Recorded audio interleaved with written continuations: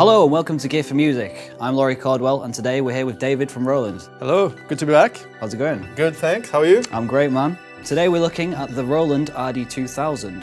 Dave, let's take a look at it. Yeah. Give us a tour. Yeah, so the RD2000 is our new flagship baby within the stage piano category.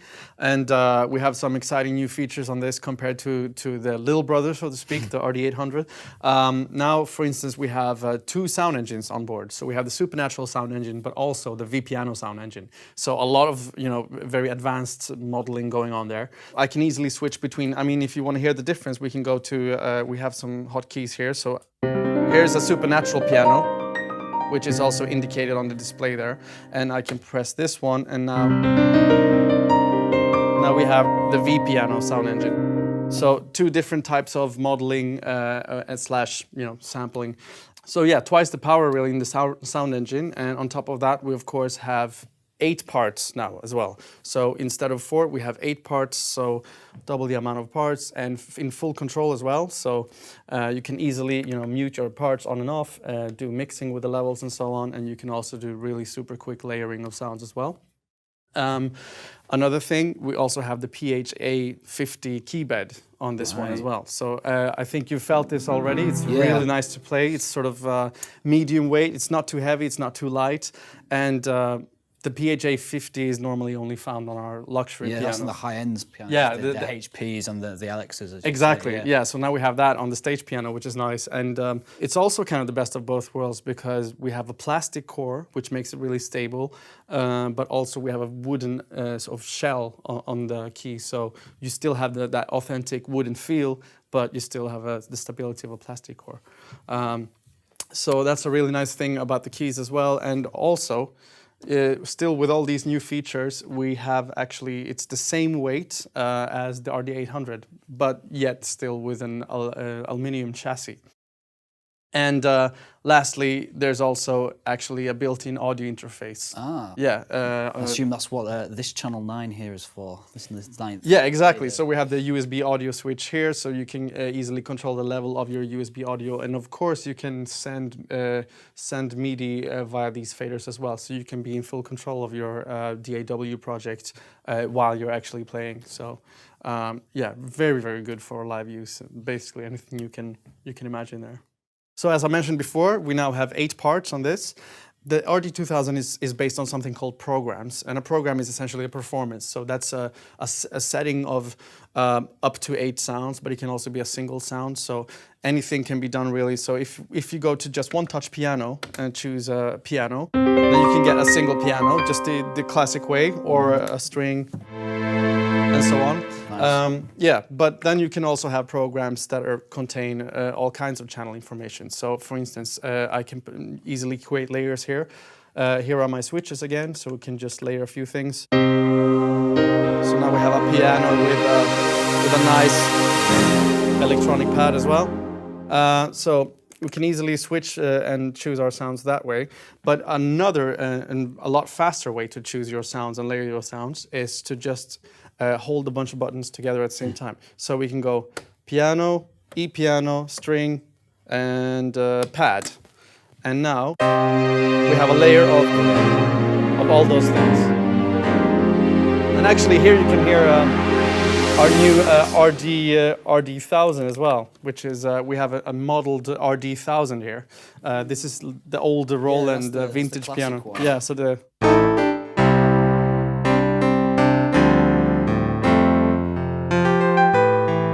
Yeah, so that's like an interesting vintage vibe as well. Yeah. So you can just layer anything and just do it really quickly. 1, 2, 3, 4, and come up with random stuff if you want. That's your new signature patch. Yeah, exactly. Yeah, I'm all about the brass funk. But you can do all kinds of things. And also in this program mode, I can actually store all the effect settings and stuff as well. So if I just go, okay, again, I have my piano there. I'll just go to the reverb and delay settings. Then I can turn up the reverb.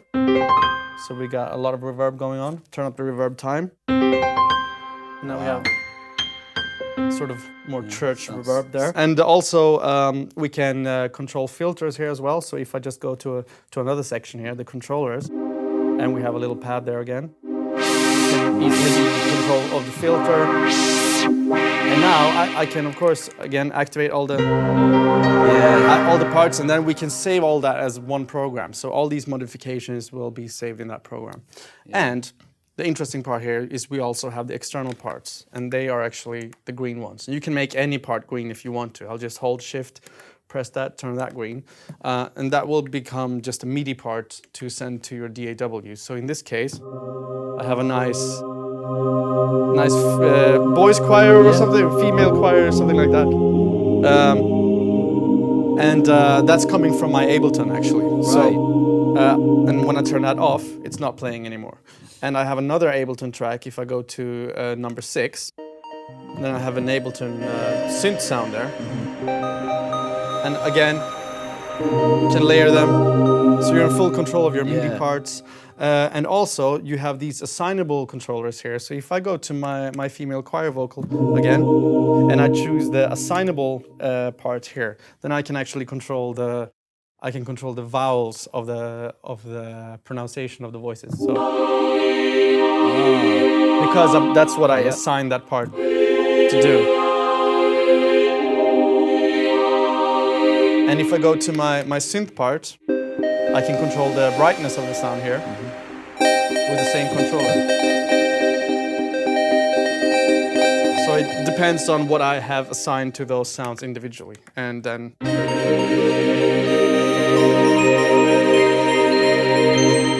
so really, really good for live performance if you're using a computer as well, because you can be in just total control. And of course, you can also adjust your levels. So if I go to my choir here again, I can change the level here. But actually, all my audio from the USB is coming in via one channel. What I am doing is I'm controlling the level via MIDI. So I'm controlling the track level in the computer via just the MIDI signals here. So really, really good combination of, for live performance and also studio use, of course. A lot easier to control than an actual voice choir. Yeah, absolutely. Well, there's absolutely loads of sounds that come, preset with the RD2000. Obviously, there's loads more you can make with the layering, so there's limitless possibilities there. But let's talk about expanding. What could I do if I wanted to expand this? Well, we have the Roland Axial site, which lets you download sound banks for free for all kinds of instruments, really. So you have actually 2 expansion slots in this one for two separate banks that you can download from Axial. We currently do not have any RD2000 patches online as of now, but there will be very soon coming up. So, and those will be free, as I mentioned. So. And also, this is actually fully backwards compatible with the RD800, so any old live sets or anything you might have on that one, you can still load straight into the RD2000 with no problem. That's awesome. So I've got one home, I've unboxed it, it's in my studio. I want to connect to some other bits of gear. Can we just talk about the ins and the outs in the back here? Of course, there's a lot of connection possibilities here. Obviously, the main output we're using now is XLR, for instance, so you get really high quality main output, but you also have an additional main output with jack cables, or jack connections. So you can actually use these simultaneously as well. So you can connect this to your main out to your front of house, for instance, and then separately to a pair of monitors or something like that. Nice. Furthermore, we have a sub output stereo pair as well. So you can assign anything here you want to go out separately through the sub output. We also have a line input, a stereo mini jack, if you want to connect a little MP3 player or something like that. A bunch of pedal inputs, 4 to be exact. One for sustain, of course, but then also for all kinds of pedal control for filters or what have you. Of course, MIDI in and out, and also MIDI through/out too, so you can have it as 2 separate MIDI outputs. USB connection for your computer, of course, and also USB memory stick input as well. So thanks for watching this brief overview of the Roland RD2000. David, thanks for joining us today. Thank you very much, my pleasure. So if you'd like to learn more about the RD2000 or any other products from Roland, head over to the Gear for Music website. I'm Laurie Caldwell with David Ahlund from Roland, and thanks for watching. See you soon. Cheers.